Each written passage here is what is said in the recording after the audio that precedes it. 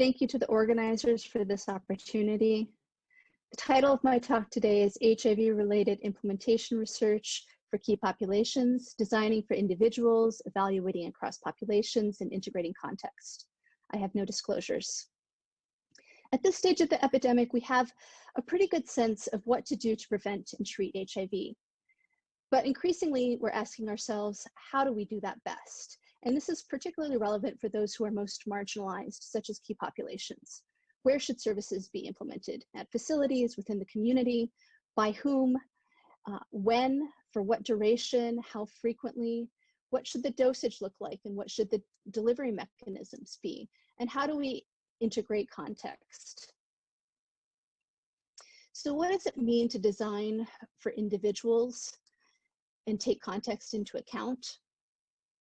I'll give you one example from work that our team has done applying the consolidated framework for implementation research to key populations. So the CFIR broadly has 5 domains: the outer setting, the inner setting, characteristics of individuals, intervention characteristics, and implementation and research processes. Each of these has multiple constructs within them, and we identified the constructs that seemed most relevant for key populations and really tried to think through how those might provide facilitators or barriers to implementation success. And I'll just pull out a few examples for you to make it a little bit more specific. So for example, in the outer setting, criminalization of sex work activities, for example, or same-sex behaviors may impact who ends up participating in a service that you're offering or in a research study. And those selection biases or impacts on retention may ultimately affect the results and your understanding of the results. In terms of the inner setting, organizational culture of the implementing partner, community representation from key populations and their leadership in the organization will have implications for, again, selection biases based on trust, but also organizational culture will affect turnover within an organization and potentially the fidelity of implementation. In terms of characteristics of individuals, knowledge and beliefs of the key populations and their self-efficacy to promote or achieve a certain change will have implications for uptake of services and engagement in interventions. In terms of intervention characteristics, particularly important for key populations might be the intervention source. Did this intervention come from the needs and priorities of the population that's being served, the key population, or did it come externally? How adaptable is the intervention and how complex? And again, this will affect uptake, appropriateness, and fidelity. Keeping in mind that the greater complexity of an intervention, you may have less fidelity. In terms of processes, engagement, planning, and execution, how are key populations incorporated into each of those phases of research or implementation? And again, this will affect representation. In terms of thinking about evaluating across populations, when you are implementing a program with key populations or thinking about a research study, you have a sample that you're working with, but you also have individuals that may have been eligible and chose not to participate. How are those individuals different?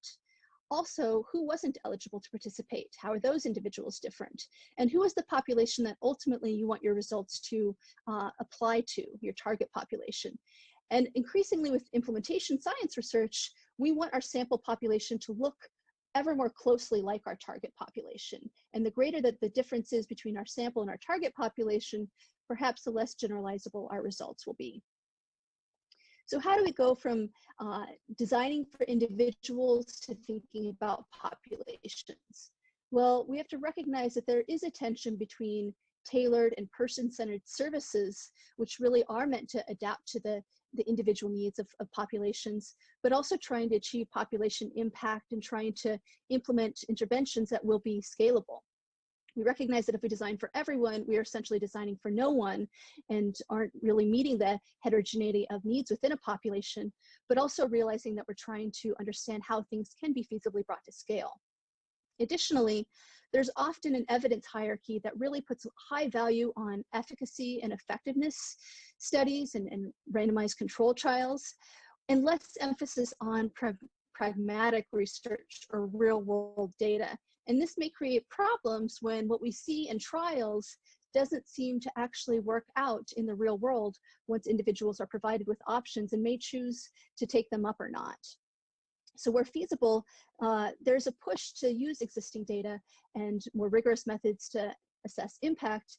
And where data are not available, we should be increasingly thinking about how we can incorporate the key population community in the design, how our design can allow for preference and adaptation, measuring implementation, and also considering mathematical modeling approaches as complementary sources of evidence generation. And just a few examples of how this might be done. This is work that our team is doing in South Africa with female sex workers, aligned with the key population program implemented by TB HIV Care in South Africa. So they have a national program that's implementing sex worker ART and PrEP across multiple sites. And we've been able to partner with them in a variety of ways to really try and understand implementation impact. So one example of that is utilizing programmatic data from their national program to really compare implementation strategies over time and apply causal inference methods to try and understand their impact.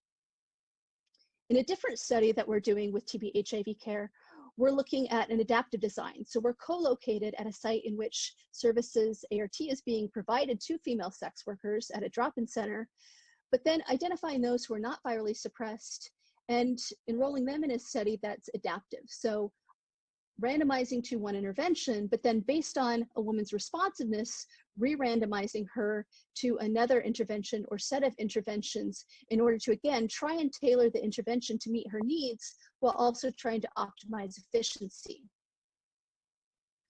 An additional study being conducted in these sites is looking at case management for women on PrEP. So offering everyone a base package, but then allowing women to choose top-up approaches and the duration of services that they may want to receive. So again, incorporating preference into the design, evaluating what those choices are, and then assessing what the impact of those choices are. In terms of integrating context, we know that the providers, organizations, and the legal context will all influence implementation. And we can think of these as exposures, but we can also think of them as effect measure modifiers. And so increasingly, we should be thinking about measuring these elements of context, the legal environment, engagements with the police, provider attitudes, and incorporating them either as the exposure of interest in our analyses, linking them to our treatment and prevention outcomes, or considering them as effect measure modifiers and really trying to understand how our implementation is impacted by these elements. So in closing, as we think about designing for individuals, increasingly we realize that there's a need to tailor our approach, considering context in the design phase. Just what we're doing is not enough, but really thinking about how we're going to do that and how we're going to tailor that to the population. Measuring implementation, often we measure acceptability, but also increasingly we recognize the need to measure appropriateness, adoption, and fidelity. Things may not work, and we often, if we don't measure it, we don't know if they didn't work because it wasn't implemented as planned, or if it was implemented as planned and that strategy just doesn't work. Evaluating across populations, we want to be thinking about how we can leverage available program data and apply rigorous methods to try and utilize that data efficiently. And where we cannot or need additional data, we should be planning studies that are adaptive, preference-driven, and pragmatic, and complementing work with modeling wherever possible. In terms of incorporating context, really making sure at the analysis phase as well as the design phase that what we're doing is context informed, considering context as a mediator and sometimes as a modifier in our analyses, and considering who was and wasn't reached by our interventions and our implementation strategies, and really allowing these to provide insights for generalizability and transportability. So I just want to acknowledge our team at the Key Populations team at Johns Hopkins and collaborators at TB HIV Care, St. Michael's Hospital, and Washington University in St. Louis, and our funding from the National Institute of Health and INR and through NIAID. Thank you very much.